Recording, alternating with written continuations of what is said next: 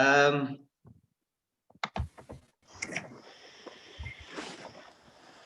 Good evening, everyone. Good evening, everyone. And welcome to day 3 of our So You Want to Be an Entrepreneur series of talks.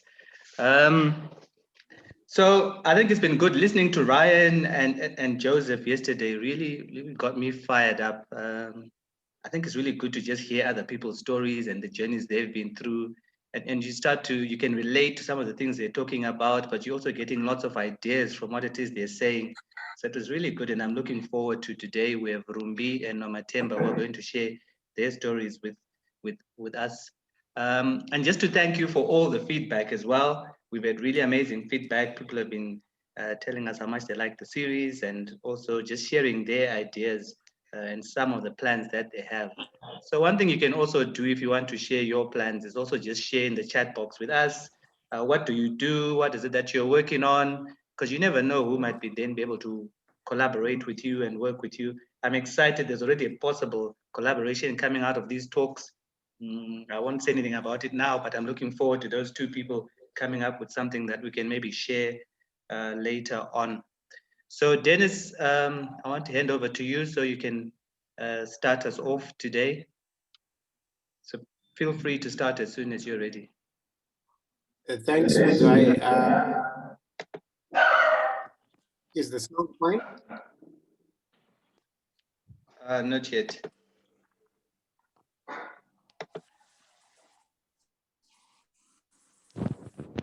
Okay, just checking. It's not yet on. I've allowed you to share your screen. Okay, how's the sound? The sound is good.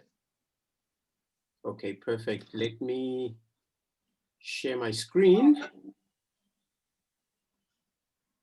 Okay, screen is sharing. Yes, it is. You can go ahead now. Okay, perfect. So hi to everyone and welcome again to the third part of our 5-part series, where today we're going to be discussing how you design your value proposition and create products and services that customers really want. So we're going to quickly go through a refresh of the business model canvas, which we went through last night, also for the benefit of those who may not have been there. Talk about the importance of the value proposition design.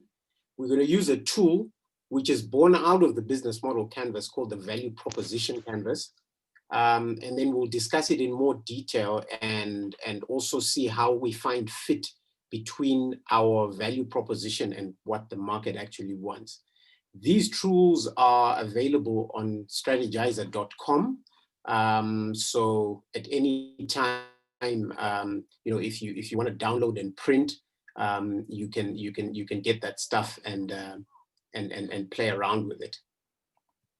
Okay, I'm going to shut off my video just to make sure we've got perfect connectivity. And I just want to double check with Kudzai that sound is still good. It's good. It's good. Go ahead, Dennis. Yeah. Awesome. So as I said, we the third leg of our journey. So today we're talking about crafting your value proposition. So one of the biggest, and this is based on research, one of the biggest startup mistakes, and it's not just startups, it's corporate organizations as well. One of the biggest mistakes when innovating is actually building something that nobody wants.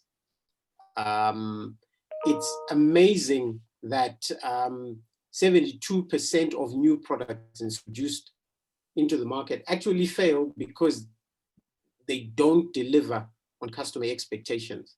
And this is due to people coming up with stuff people don't want. So this workshop will help us to better understand customers and actually create value propositions that sell. So going back to the business model canvas, you remember we talked about the business model being the mechanism by which you create, capture, deliver value for yourself and for your customers. And it has 9 building blocks that allow you to conceptually shape how your business will actually look before you even start. Now, the value proposition, which sits over here where my cursor is, and the customer segment are actually the epicenter of your business model, because everything else around it actually talks to these two things: the product or service that you're trying to deliver and your customer segments that you've identified. And a good value proposition describes clearly the benefits that customers can expect your product or services. So it's very important that we match these benefits with what the customer achieve, what's called a fit between the customer needs and what you actually provide. Understanding your customer is very, very important, especially for businesses that are not direct customer type of businesses, because if you go through intermediaries like distributors, you are going to have the challenge of being a little bit removed from your customer. So it is really to step back. Kuzai, if you could be in the background. Yeah?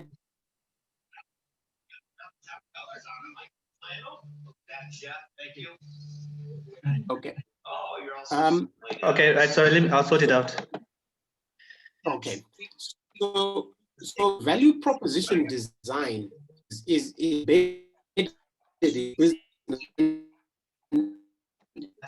designing in your product before you start working on the other parts.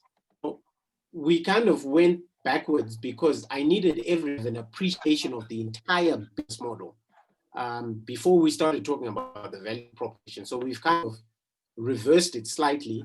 But when you design your business model, you always start with your value proposition, because that's what everything is centered around. Now, the value proposition canvas is made up of two sides. So you have the circle, which has the verb observe under it, and it's called the customer profile. And this is where you clarify stand. And then the square side that has a shape that looks a bit like the South African flag is the value map. And this is how you then start describing how you intend to create the value for that customer.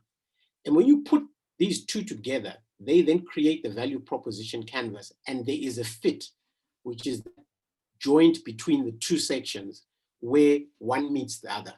And we're going to discuss very quickly what each entails. So your customer profile is basically made up of your customer segments. And if anybody has done basic marketing, is a group of people or organizations who share similar characteristics, and you can pretty much reach them and create value for them in a similar sort of way. Now, the customer profile breaks down the customer into a customer's jobs, pains, and gains. And when we talk about jobs, we describe the actual things that your customer is trying to get done in their work or in their life. And if you remember back in the first session, we talked about how entrepreneurship is about solving problems. So the customer jobs are what the customer is trying to get done. There's a Steve Blank, who's an entrepreneurial scholar, actually says that customers don't buy products. They actually hire products to get a specific job done. If that job could be done without them having to pay money for it, they would do it. And that automatically starts challenging your thinking when you try and craft a value proposition, because most problems in this world are being solved in one way or another.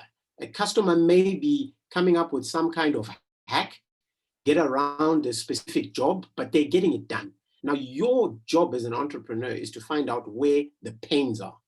And pains describe the stuff that annoys your customer, either before, during, or after they try and get that job done, right? And it all tails back to that first session we had when we talked about what are things that annoy customers? What are the things that really irk them and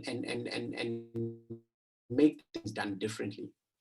And the gains are the outcomes or the benefits that your customers want out of a value proposition.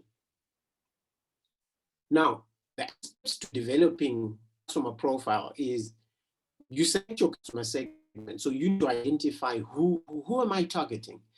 Is it housewives, school kids, varsity kids, males over the age of 50? You define your customer segment based on what it you will provide. Then you identify the customer jobs that we just talked about. And then you also identify their pains. What are the things that are annoying? And then you also outcomes. What outcomes do these customers want out of or the outcomes that they want from solving a problem? And then you come up with a whole list of things you need to prioritize based on their importance to the actual customer segment. Now, the jobs to be done are tasks that a customer is trying to perform or complete, problems they're trying to solve, or needs that they're trying to satisfy. These can be broken down into 4 sections. So you have functional jobs. So a functional job may be, I need to be able to quickly make lunch for my kids.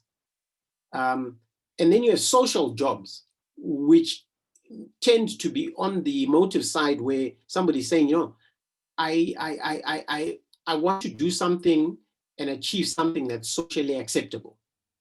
Then you have personal and emotional jobs, something that makes you want to feel good. So when you talk about services like personal care, barbershop, hair salon, massage parlor, whatever it might be, the job you're actually trying to get done is more of a personal and emotional. And then you also have supporting jobs. In other words, it's the product or the service that you're using is actually helping you achieve a more important goal.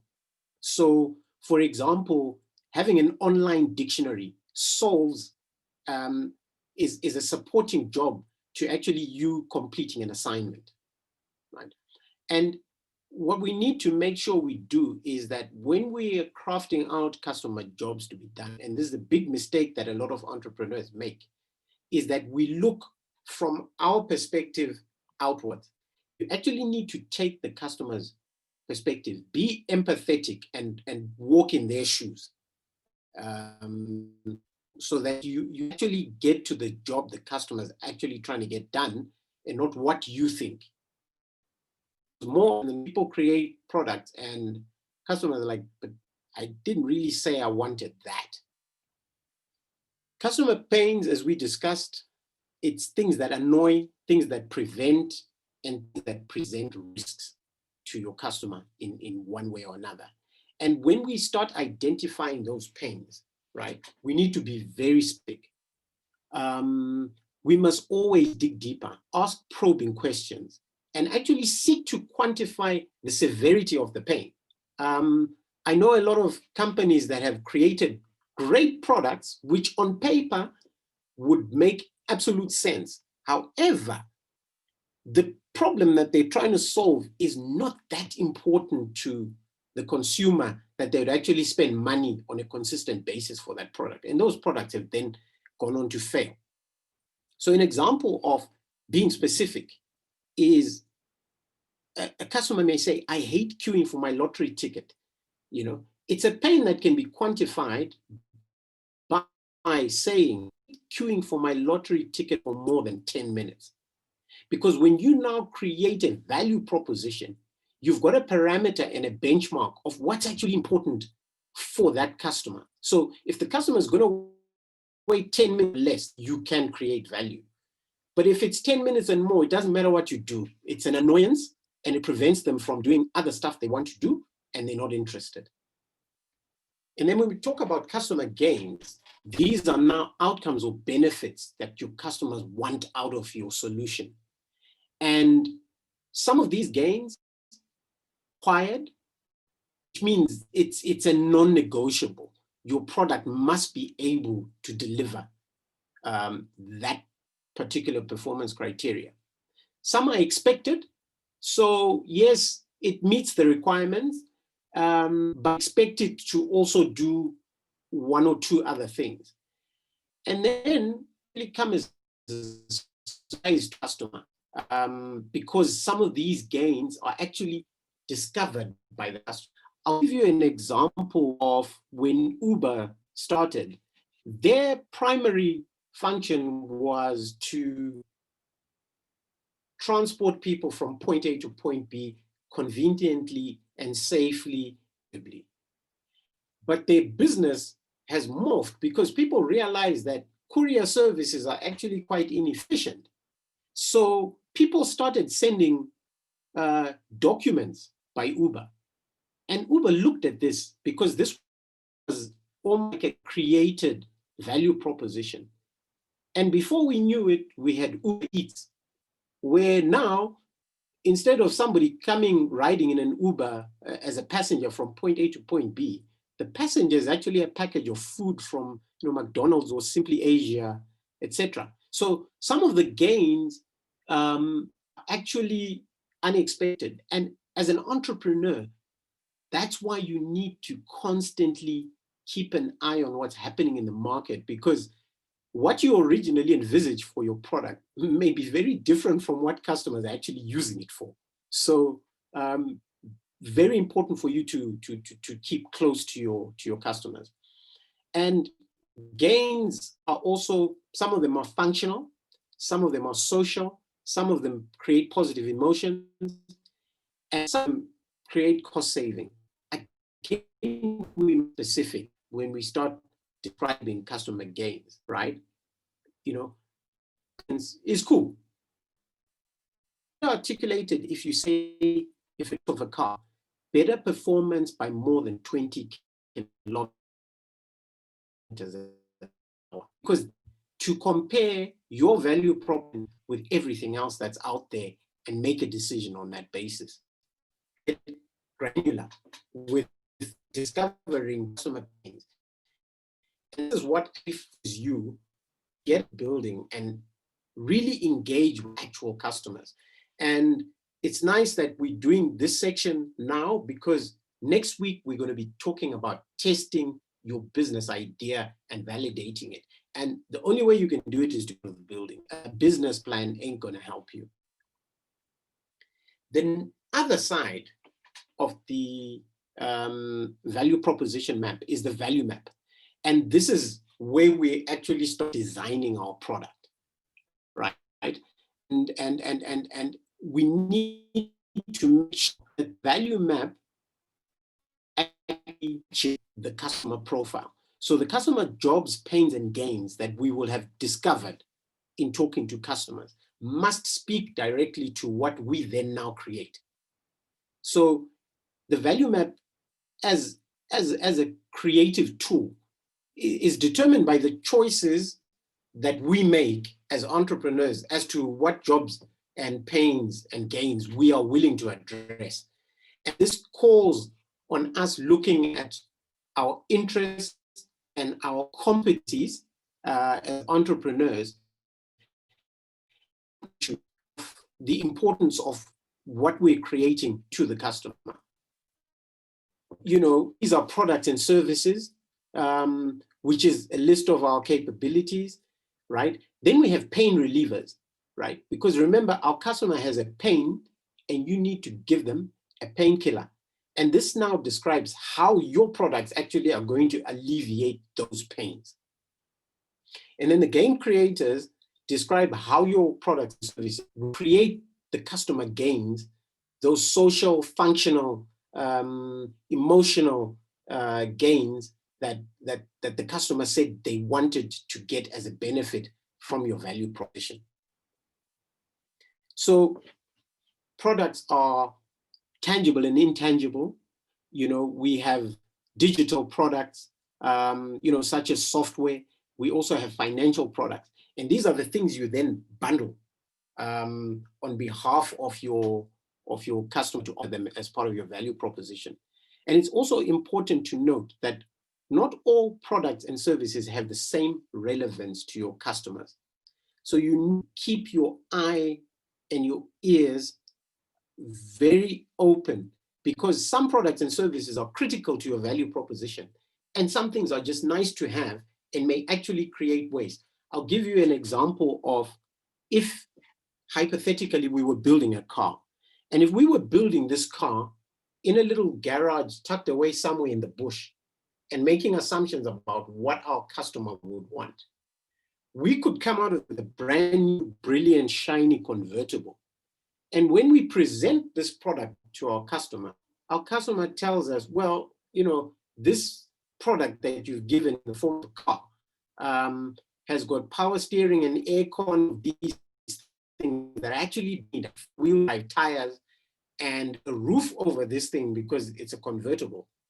And so you just create a whole lot of waste by adding features onto your product that the customer actually doesn't want. So when we discuss testing your business concept in the next session, when you create a minimum viable product, or an MVP as we call it, you make the most basic product that fulfills the most basic needs. Test it with your customers, and your customers will start telling you missing. So you then start adding the bells and the whistles and the color and the streamers and the glitter and all of those things to your product after you've engaged with the customer and they tell you these are the extras that we want. Don't rock up with a Rolls Royce and you know, and discover that your market actually wants a Toyota Hilux. And then pain relievers in the value map are specific aspects that alleviate specific customer pains that you will have discovered in your journey with the customer profile. So the pain relievers, they explicitly outline how you then intend to eliminate or reduce those things that annoy your customers or prevent them from getting a job done, right? And great value proposition focus on the pains that really matter to a customer. And the only way you ever know what a proper pain is to actually speak to customers. Get to understand what really irks them. Some things are a slight annoyance and some things are complete deal breakers, right? And you don't need to come up with a pain reliever for every customer pain. There's no product in this world that actually can have a value proposition that meets every single need. There will always be a gap, but focus on the big stuff, right? And do it better than the competitors. That's the most important thing. Then gain creators speak to the customer gains on the other side. And they talk about how your products and services create these gains. And this is when you have the opportunity to provide your customers with benefits that they desire. And in some cases, lucky, and you actually surprise your customer, the whole concept of customer delight.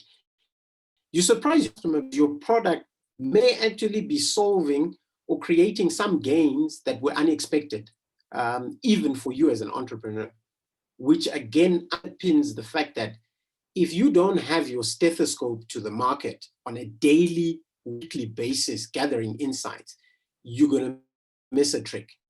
And again, these gain create utility, they create positive emotions or cost saving, right? Again, we say focus on the big stuff, right? You cannot be a panacea and you know, solve every problem humanity has with particular reference to a specific problem. So, sorry, that slide is in the wrong place. I haven't finished yet, but I'm almost there. The most important thing we need to do is to find fit begins of the value proposition canvas, right? And the first stage is that you do it on paper. So take proposition, put it on paper, look at how these things talk to each other. Are the pain to the gain to the gains, right? And then you have a fair idea that, this thing could work. And then the next stage, which is getting out of the building, is the in-market product market fit, where you actually now start interrogating customers, right? And here you're now in the process of getting traction because you're experimenting with your value proposition. You're testing your business model and you want to validate it. And then the last part is now your business model fit.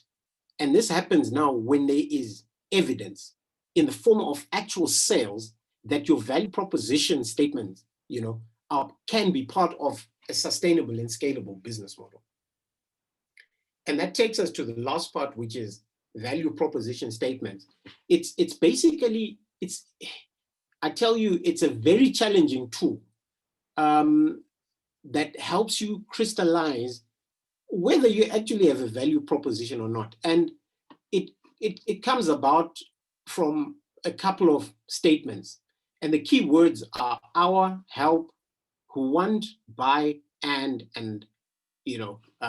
unlike, as in something that's different.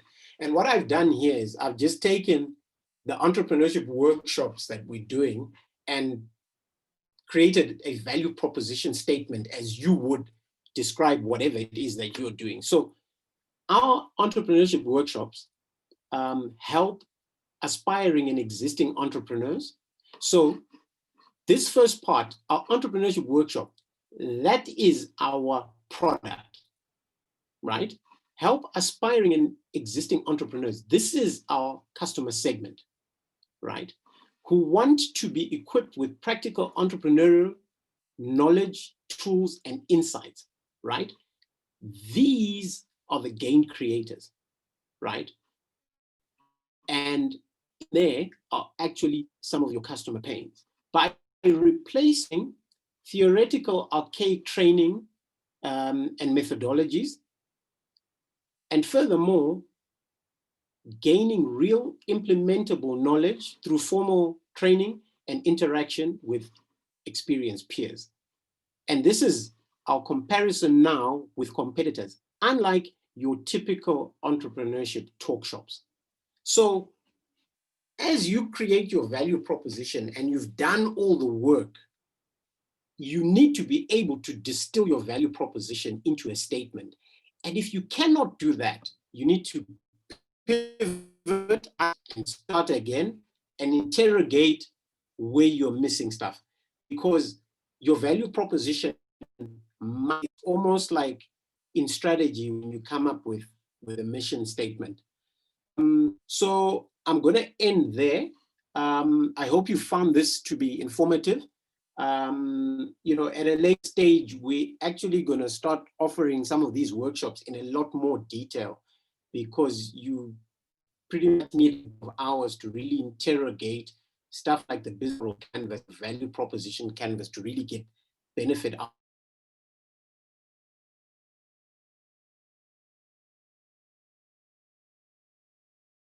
Play around with it.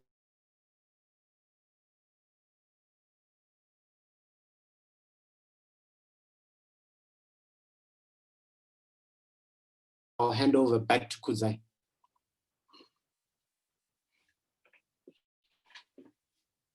Thank you, Dennis. Thank you for that. I like that last part about the value proposition and showing it practically with what it is that we are trying to do. Okay, so I think we're going to move on, and we'll start with Rumbi. Bvunzawabaya. She's in the UK, and we want to maybe just ask a couple of questions. Rumbi, are you there? Yes, I am. Yes. Right. Hi. Hi. Good having you on our show. Thank you. I've been seeing you interviewing people on Rumbidzai show. Now it's good to have you on the other side of the table. Yes. Thank you. It's been really good. I've learned a lot this week. So yeah. No, fantastic. So we'll just go straight into the questions. And as I said, you're in the UK. The experience that I had of the UK was it was really competitive. I went there thinking I was going to go and establish KFM and come out with so many clients. And in the year I was there, I was not even able to get even one appointment with potential clients that I wanted to hook up with. So I just wanted to find out from you, maybe you can just share with us your entrepreneurial journey in the UK and what challenges you faced coming from Zim, being an immigrant in the UK, and doing all the different enterprises that you do. Or maybe you can look at your law firm, setting up your law firm. What were the challenges that you faced? Yeah, I think for me, the challenge was coming into a new environment and trying to navigate that. Because it's a first world. I was coming from Zim, fresh out of uni with a few years experience, but coming here initially, it was finding my feet. It just seemed like a big world, and that was in the early 2000s.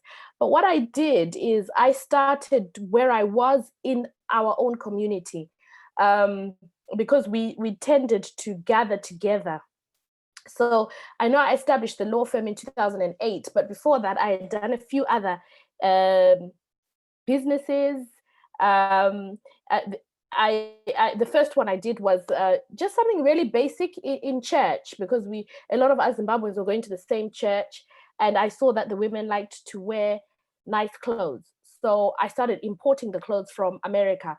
I tried to find the source, which was, at that time I could have found them in China because the clothes came from China, but I didn't research further. I just found a wholesaler in America, and I started supplying church hats and clothes to women. And it was a business that was a niche business. At that time, I was the only one doing it. And that was great. It was, but I didn't have a really good strategy, and I learned a lot from that fail. It was an epic fail. It was a financial disaster, and if I had known all about the value propositions and things, it could have probably worked out better. And then I went into catering while still having my job. I had side hustles every time. So I think I was just raised like that because my mom was a teacher, but she always had side hustles. So I also just had side hustles. We started catering because we realized that there was a gap in the market in our community for people to get food that is sadza and murivo and mazondo and guru at functions and conferences. There were only caterers who provided English food. So we started providing that, and we had an amazing company that lasted for about 2 years. And we learned a lot from that. It was a success. We made a good profit. And we provided a service that was needed, that was bespoke, that filled a need and a niche at that time. So we learned a lot from that business, but it didn't last long. And we also learned from the mistakes that we made there as well, because we made quite a few. But every business that you do, you learn something. And when we then started RBM Solicitors, we had built confidence in business, and I was able to start the law firm. Again, I maximized on the niche, which was my community, who I knew, who knew me, who I related to. I knew their needs. So it wasn't even that I had to do a lot of market research or anything. It was my lived experience. So I was able to deliver a service, plug a gap in the market, and it was a niche market. So it was great, but the challenge that we had was I found it difficult then to break into the mainstream market, which has got so much more resources, so much more money, and had to perhaps focus on a smaller market. And perhaps the biggest challenge that I faced was in my mind, my own ability. I lost a lot of confidence when I came to the UK. And I found myself swallowed up, and it was a time that stripped me away of my support structure, stripped me away of the use of my qualifications until I was able to re-qualify and go back into law. So there was a lot was stripped away from me. So I had to build myself up, build up confidence, and be confident enough to think that I can do this. So I think that was the biggest challenge that I had in this country, was the confidence to do the things that I could do. So So I think, yeah, that's just a nutshell, my entrepreneurial journey. And then we've gone on to do other things. So we do some property and some, once I got my confidence back and I could see what I could do, I was then able to do lots more. We do supported housing. So we've now been able to break into other markets to serve not just our own community, but to get a wider contracts and serve and do more, a wider, broader type of work. Okay, then maybe if we fast forward, you started with RBM in what, 2008? Now, Yeah. you then decided to sell it after some time. Yes. And I think for a lot of us, that seemed like such a radical decision. Maybe take us through your thought processes. What led you to selling what had seemed like such an amazing brand you had built and such a successful law firm to all of us anyway, that looked like so amazing? Why did you sell? Yeah, why did I sell? It was a successful brand, profitable business. But something that Dennis said at the beginning of the week about professionals in business, that you are not working on the business, you're working in the business. The business sucked everything out of me because I was working in it. I was speaking Shona and translating Muranda with business. I was like a prisoner to that business because I was the one. You're the professional, you're the solicitor, you're the one who provides the service. So looking back, I was tired, I was drained, and I had to do a lot of the work. So training people, I had challenges in training staff, in retaining staff, in replicating myself. That just this illusion that I had that I needed to do was to replicate myself and strategically set the business in a way that I could get the work, but have supervise and get people to do it. So in theory, that was the goal, but in practice, it was so difficult to be able to do that. And being a professional, the buck always stops with you. So even if you've got other people doing the work, if it's a disciplinary issue, it's you. If you make a mistake, there's negligence, it's you. So it's not the type of business that you can easily, for me, it was difficult for me to scale it and make it bigger and make the business and automate it and make money whilst I'm at home. So I found that to be very, very challenging. It was a challenge for me. So selling and letting go at the time that I did, it wasn't as difficult as it seemed because I was so exhausted. I was so tired. I was drained. My family life was impacted. We had one source of income. So we had to work. We had to keep working. We used to work crazy hours. We gave everything into that business. You know, my children didn't even have summer holidays. They used to spend summer holidays in the office. They used to come and sleep at work. I used to sometimes spend the nights at work. So my work-life balance was bad. My own well-being was suffering. And I really had a passion to work with people. I had a passion to go more into social entrepreneurship, to be able to pursue my passion. I loved the people. I hated running a business.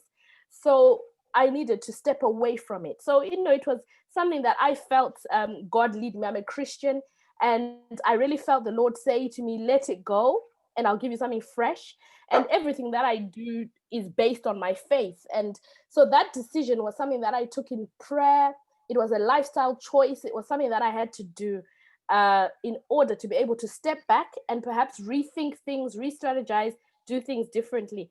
So letting that go for me was like, whoo, that was great. It wasn't hard. It saved my life and my sanity and saved my marriage, I think, because we had so much strain that you never see.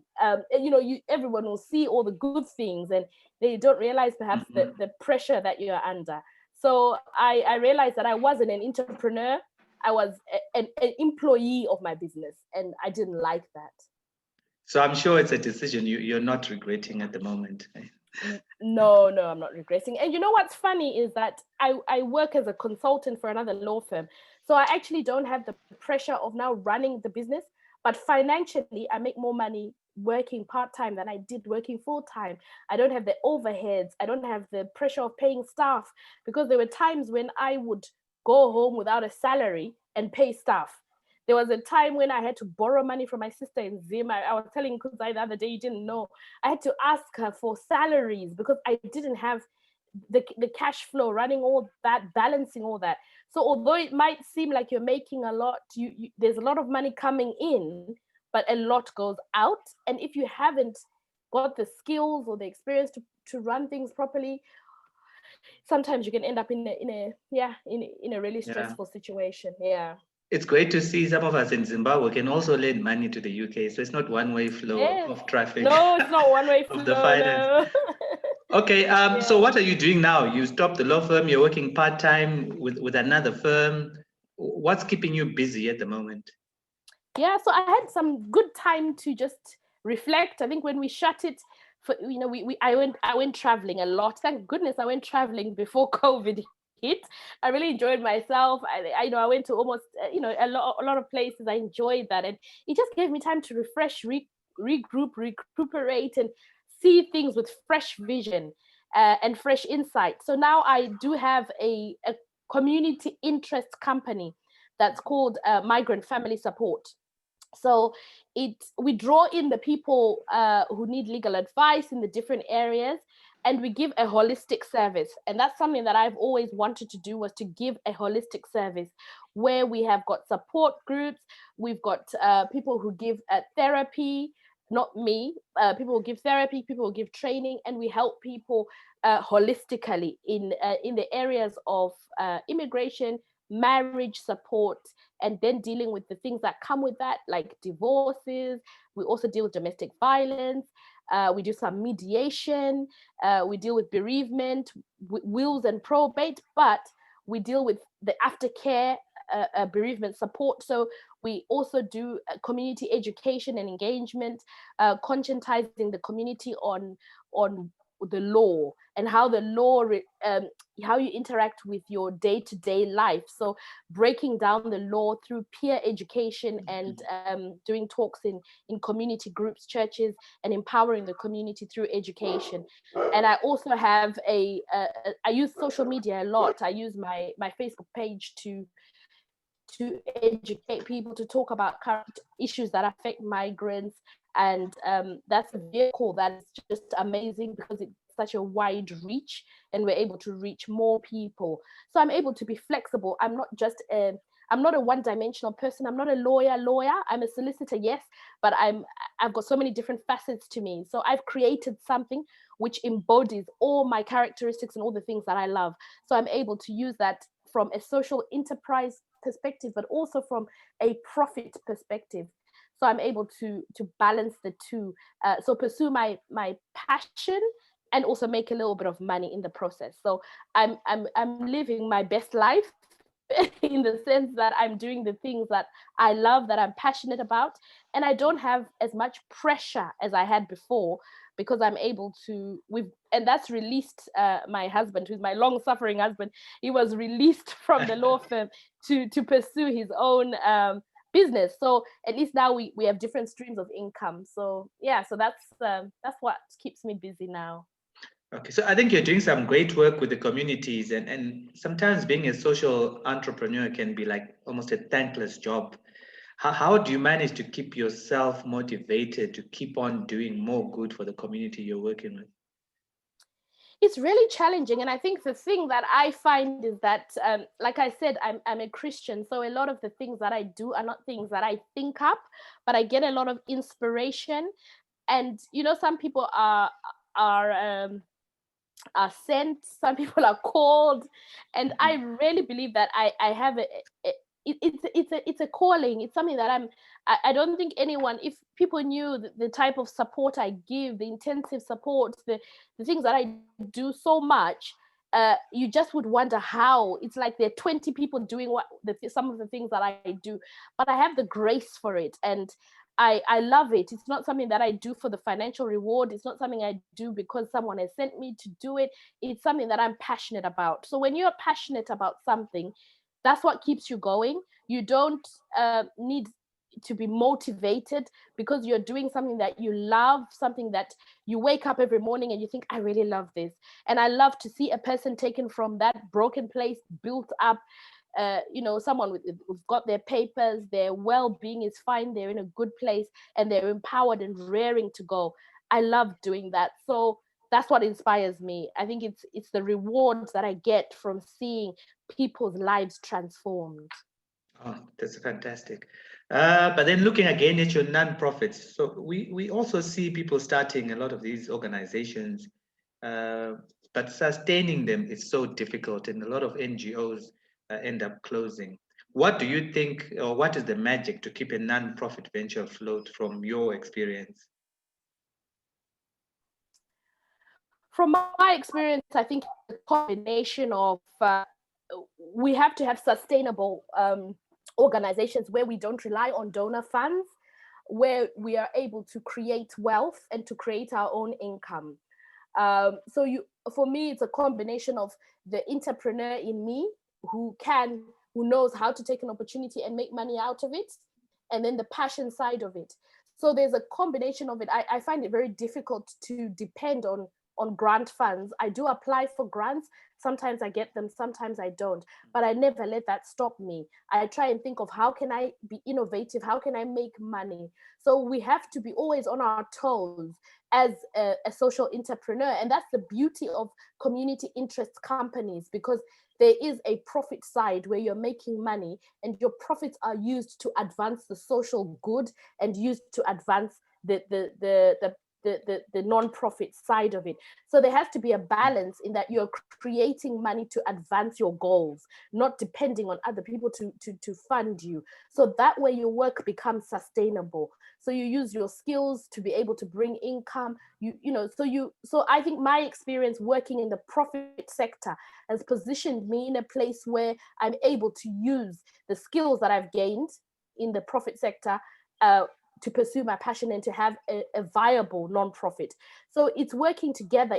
You might not always have somebody who has the jewel, who's been in a profit sector, but where you have people who've worked in a profit sector and people who haven't, to come together and work together, that can bring about more sustainability in NGOs and non-profit sectors.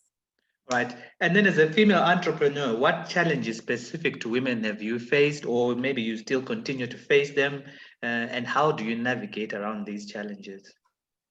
So one of the challenges as a woman is where you have the work-life balance, being a mom, being a wife, balancing a home, and also balancing the work that you're doing. As a woman, I think you always have an extra responsibility around the home. My children, the boys, they say, oh, mom, that's so sexist, you need to have equality. But there's no equality. I think as a woman, you end up doing a lot more around the home. So you've always got that balance. And also there is the challenge of being in a male-dominated field. So like for me, law, what is quite male-dominated. At university, we were only 12 girls out of the whole cohort or the whole class. So you're going into a male-dominated field, a field that's quite competitive, and you come off sometimes on a back foot. But I don't allow my gender to define me or my gender to limit me. I just see myself as a person. I don't actually see myself as a woman, like that it's something that is a disadvantage for me. I find that as a woman, I've got so many skills that I bring to the table, and I can multitask. I can do a lot of things that men can't do. So I just find that I think just being a mom, a wife, and then a business person, that's one of the challenges that we have. Yeah. Right. Yeah, thank you. And then maybe my last question. There's a whole lot of questions coming in the chat box. So what I'm going to ask you, Rumbi, is when you wrap up, if you're please able to maybe go to the chat box and respond to those questions. Yeah, sure, That'll I'll be do really that. good. Yeah. There's so many questions coming in, but I know our time is a bit limited. But maybe just a last word of encouragement that you'd have, I'd say particularly for women, but maybe for everyone, what would you want to say to everyone who's listening? Yeah, I'll say to everyone, when you have a dream and you have a vision, keep at it. Don't give up. Don't allow naysayers to tell you that you can't do it. Because I remember showing my plan of my non-profit to somebody, and they just thought this is something crazy. It's never going to work. But I had that vision years ago, and I kept it. And some people would say, "You're all over the place. Why are you trying to do all these things?" But for me, it made sense, and I had a bigger picture.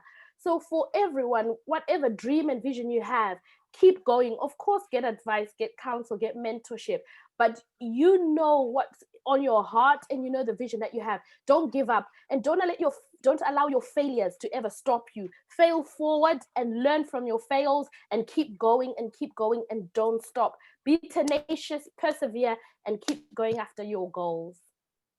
Right. Thank you. Thank you very much, Rumbi. That's really wonderful. Guys, you can carry on asking questions in the chat box if you want. Connect with Rumbi, Facebook. She's on LinkedIn. Yes, please connect and let's make use of the network. I loved what you said about you start where you are and you take advantages of the networks you have within your community. So that's what we need to do, to start right where we are now and take advantage. You already have an amazing network, I'm sure, if you just sit down in your business and think, who are the people closest to me, and you can start right there. So thank you very much, Rumbi. Thanks for coming through. All right. Okay, Noma Temba, are you there? Hey, yes, I am.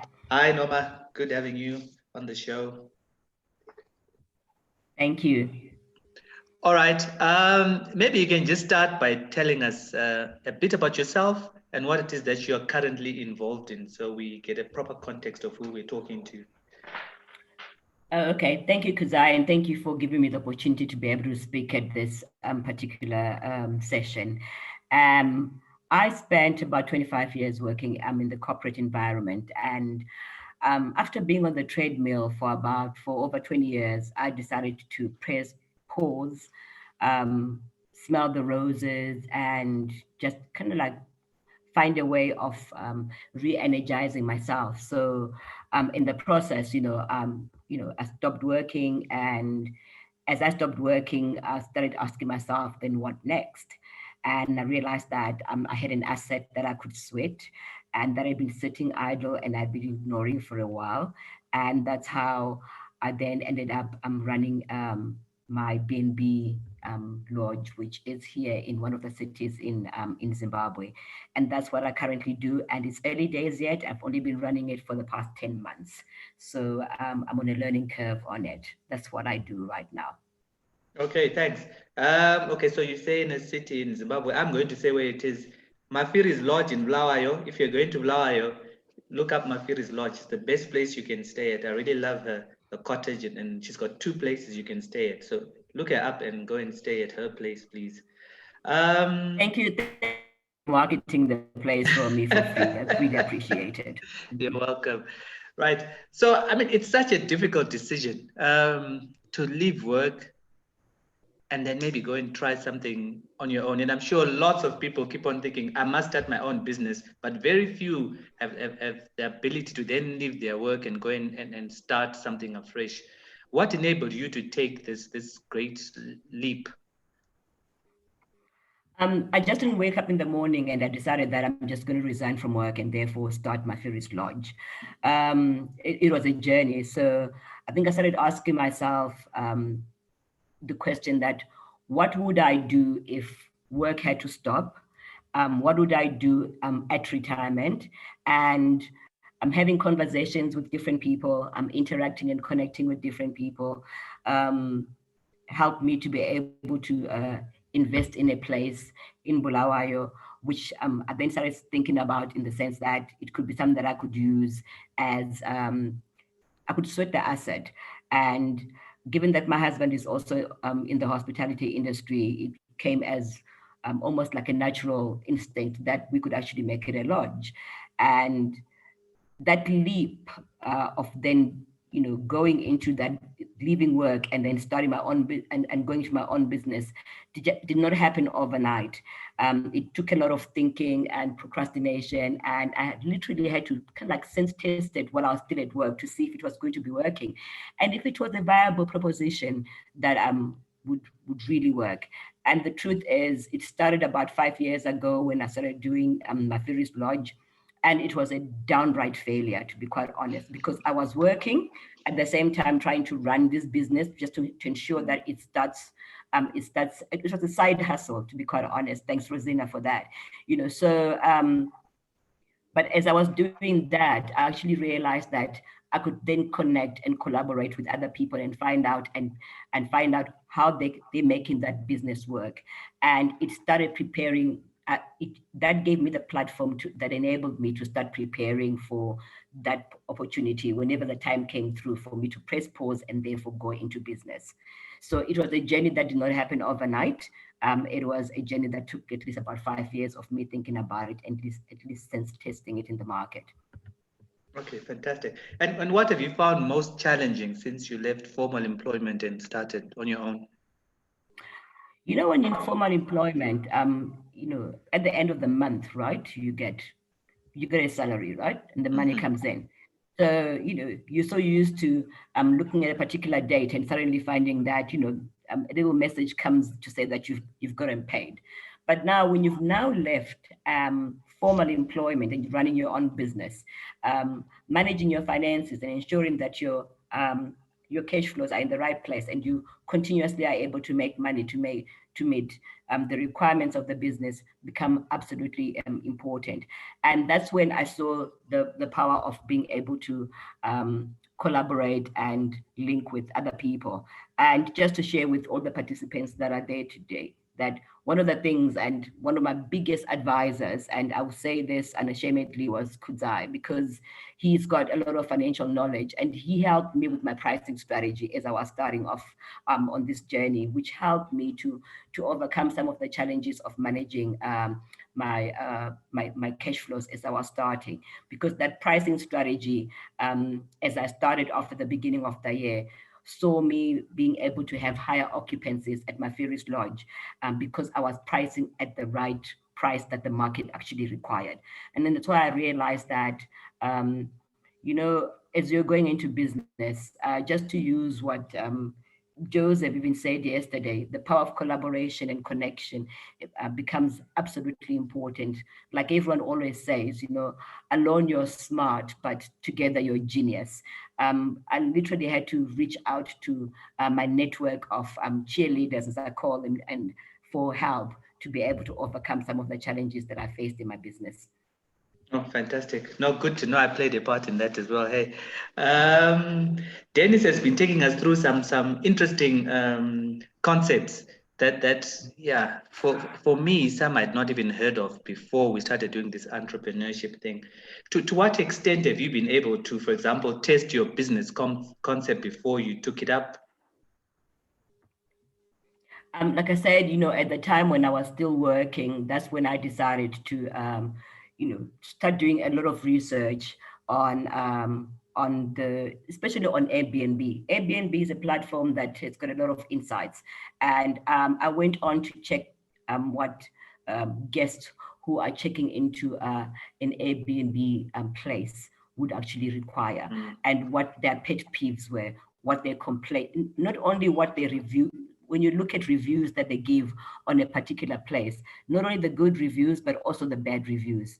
And by utilizing those insights, it helped me to be able to start setting up my place and ensure that I cover it. I ensure that what the guest requires is what I'm able to put in my Airbnb. By the way, it's still a journey. I still go back there now. I still go into Airbnb insights. I still look at it. I still ask questions. I ask for feedback from my guests when they come through to be able to continuously improve on my business, that I meet what their expectations are. Because at the end of the day, in the hospitality industry, what is important is to have repeat customers coming through to stay at your place.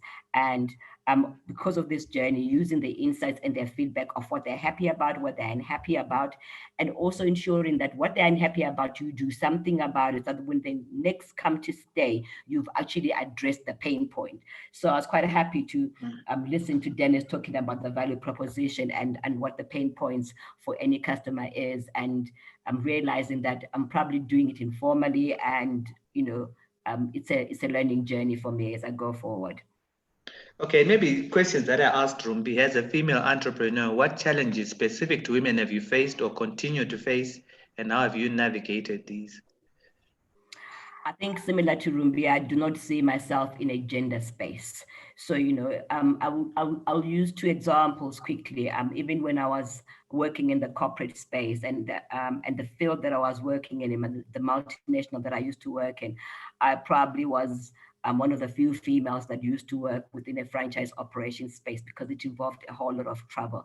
And so I always say that there is nothing that one cannot do by virtue of the fact that they are female. So I see myself in the sense of I'm just a person like you are, Kudzai, and not that I am Noma, who is female, and therefore I'm going to have some form of challenges.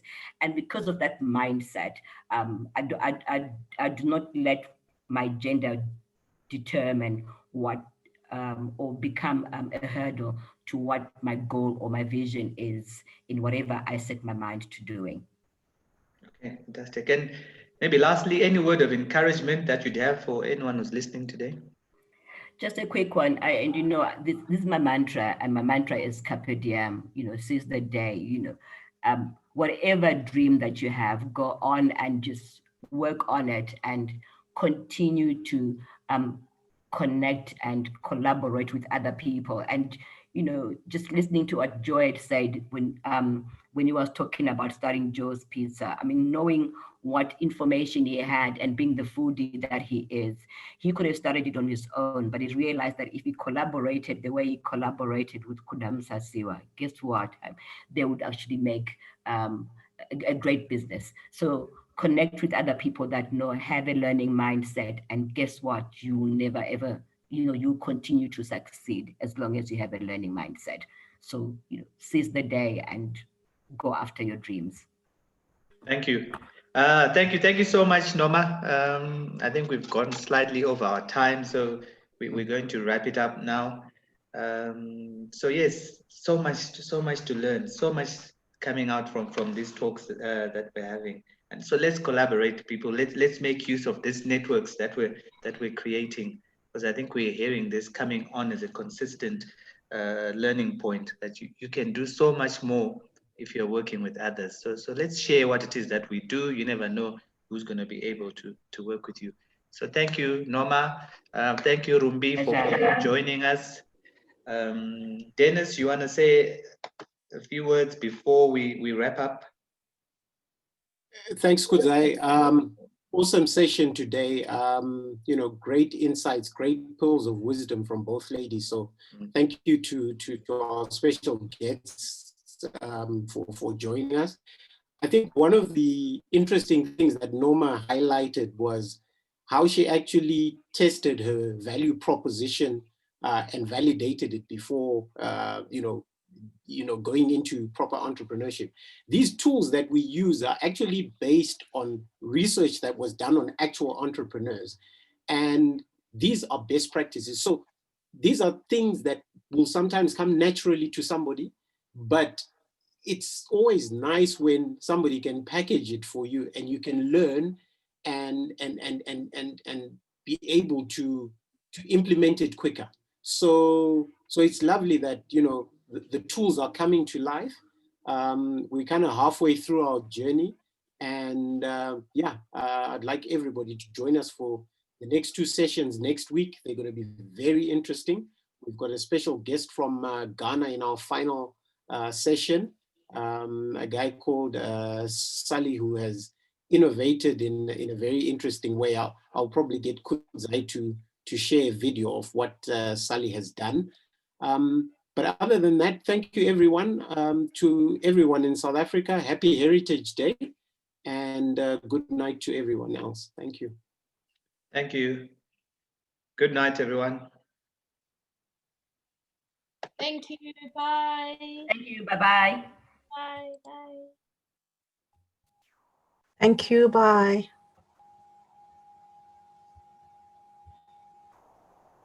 Thank you.